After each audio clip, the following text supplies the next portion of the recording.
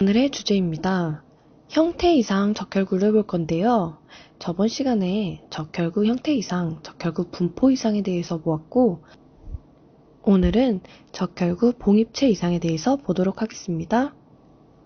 바소필라의 스티플링, 그리고 하일졸리 바디, 파펜하이머 바디, 그리고 카보트링, 그리고 3.1열 말라리아의 슈프너스탓, 그리고 하인츠 바디 이렇게 보도록 하겠습니다. 적혈구가 나오네요.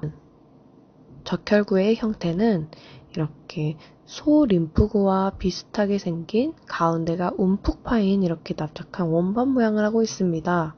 하지만 조혈기관에 이상이 있을 때, 유전적으로 이상이 있을 때, 그리고 특정 질환에 따라서 이렇게 형태가 바뀌던가 분포가 이상하든가 적혈구 안에 봉입체가 생겨서 그렇게 이상한 적혈구 형태로 보일 수 있는데요. 그림이 이렇게 나오네요. 알 것 같은데 이렇게 다 비슷하게 생겼는데 구별할 수 있을까요? 오늘 한번 구별하도록 하겠습니다. 네, 봉입체 이상입니다. 바소필릭 스티플링, 이게 바로 호연기 반점이라고 하는데요. 이렇게 적혈구 안에 청자색으로 점상으로 된 봉입체를 말합니다. 이것은 리보솜이 응집된 적혈구 성숙 이상으로 생긴 이렇게 점인데요. RNA가 남아있는 봉입체입니다. 대표적인 질환으로는 만성빈혈, 백혈병, 지중해 빈혈, 납중독대에 많이 나오는데요. 초생체 염색을 한 망상적혈구와 비슷하게 생겼기 때문에 이 둘을 감별하면서 보시는 것을 말합니다. 하월졸리바디입니다. 이것은 하월졸리소체라고 하는데요. 적청색이고 암적색으로 염기성인 색소를 나타냅니다. 이것은 세포질 내의 크기가 1에서 2 마이크로미터인 하나에서 두 개의 점으로 이렇게 나오는 것을 볼 수 있는데요. 이것은 적혈구 성숙 단계인 이제 핵이 빠져나가는 이 정염 적혈모구 단계에서 비정상적으로 분열을 한 그러한 봉입체입니다. 그래서 플루겐이라는 반응에서 양성이 나왔기 때문에 핵내 DNA 잔재물로 보고 있는데요. 이 플루겐 반성은 염색체 물질이나 DNA를 식별하는 데 사용합니다. 그래서 이 질환으로는 질화 적출했을 때, 그리고 중증 악성빈혈 때에 많이 나옵니다. 그래서 이 호연기 반점과 하일졸리 소체를 비교할 때는 호연기 관점 같은 경우에는 RNA, 하월졸리 소체는 DNA다. 이런 식으로 비교하면서 보시기를 바랍니다. 다음은 파펜하이머 바디입니다. 파펜하이머 바디는 라이트 스테인을 통해서 진한 청색을 나타내는데요. 그렇게 되면은 이렇게 하월졸리 소체와 비슷하게 생겼기 때문에 두 개를 감별하는 것이 필요합니다. 그게 바로 페르시안 블루 염색인데요. 이게 바로 철 염색이라는 뜻입니다. 이 소체는 이제 철분 중에 페리틴으로부터 생긴 혈철소를 말합니다. 페리틴은 이제 철을 운반하는 단백질인데요.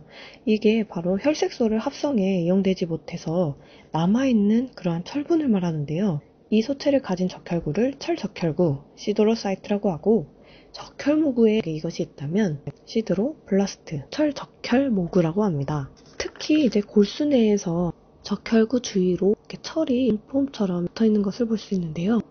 골이 철적혈모구라고 합니다. 링 시드로블라스트라고 합니다. 시드로 같은 경우에는 철을 가지다라는 뜻으로, 철 결핍 빈혈 같은 경우에는 철이 없을 때 생기는 질환이고, 이 철적혈모구 같은 경우에는 철이 많은데 그것을 활용되지 못해서 걸리는 질환입니다. 이것을 비교해서 보시면 될 것 같고요. 질환에는 납중독, 아까 이렇게 호연기 반점에도 있었죠? 납중독, 그리고 질화 기능 저하, 그리고 용혈빈혈, 악성빈혈이 있습니다. 앞에서 본 중요한 내용을 한번 정리해 볼게요. 즉 이렇게 비교점을 한번 볼 텐데요. 먼저 호연기 반점과 하월졸리 소체입니다. 호연기 반점은 성숙 적혈구 내의 RNA 잔재물이다. 그리고 하월졸리 소체는 플루겐 반응이 양성이기 때문에 DNA 잔재물이다. 부서진 핵의 일부다. 파펜하이머 바디와 하월 졸리 수치입니다. 파펜하이머 바디는 라이트 스테인을 했을 때 진한 청색이고 작은 봉입체로 나타나지만 하월 졸리 수치 또한 라이트 스테인에서 적청색으로 작고 둥근 과립입니다. 비슷하게 생긴 것을 감별할 때는 바로 페르시안 블루라는 염색을 통해서 감별하라는 것을 알 수 있습니다.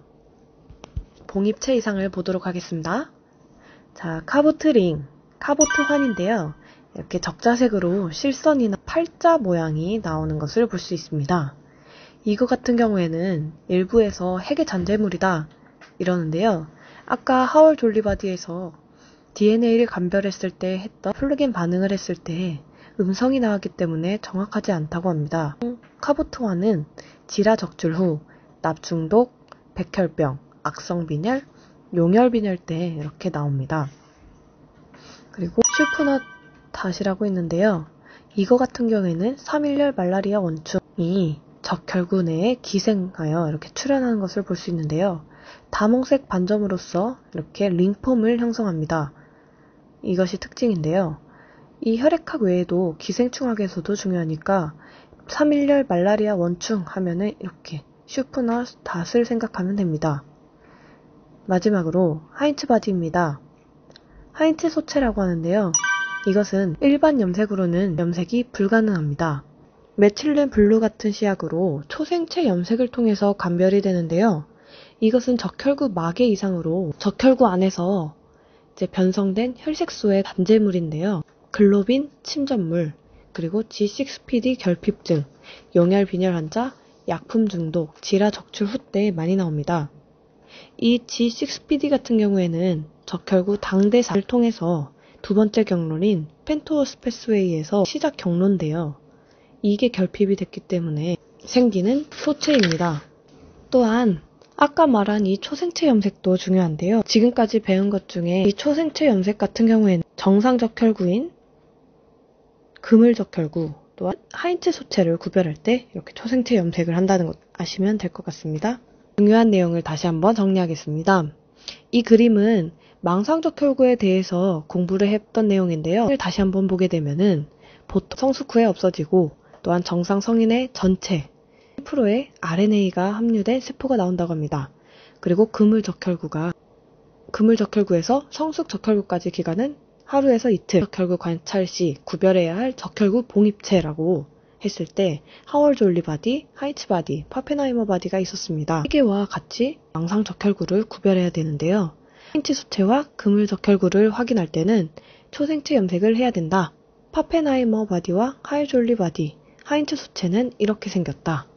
이렇게 비교하시면 될 것 같습니다. 왜냐하면 이렇게 과립들이 색깔도 비슷하고 생김새도 비슷하기 때문에 감별이 정말 중요합니다.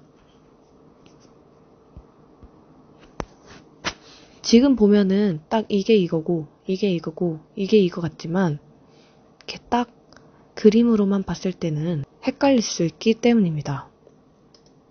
문제를 통해 스스로 정리를 해봅시다.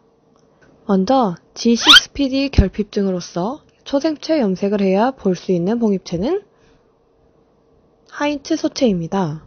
그리고 플루겐 반응 양성으로 정염 적혈무구가 분열 이상으로 생긴 봉입체는 하월 졸리 소체입니다.